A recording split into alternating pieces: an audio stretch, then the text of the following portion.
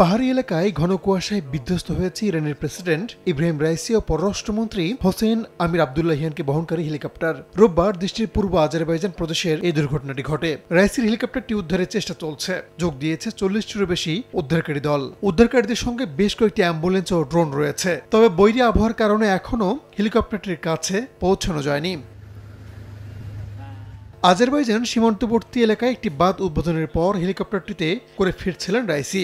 মন্ত্রী ও কর্মকর্তাদের বহন করছিল 3টি হেলিকপ্টার। প্রেসিডেন্ট বহরে থাকা বাকি 2টি হেলিকপ্টার নিরাপদে গন্তব্যে পৌঁছালেও মাঝপথে দুর্ঘটনার কবলে পড়েন রাইসি ও তার সঙ্গীরা।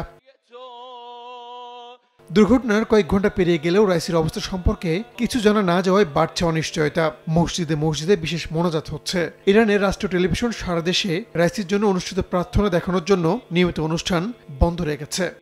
নগদে 500 টাকা বা তার বেশি পেমেন্টে পেতে পারেন ঢাকায় জমিসহ 20 কোটি টাকার পুরস্কার।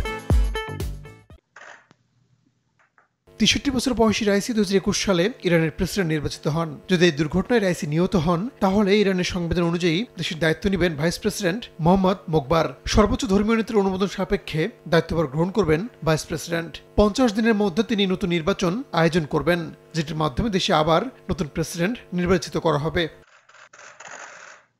রাহানুল রানা, সময় সংবাদ।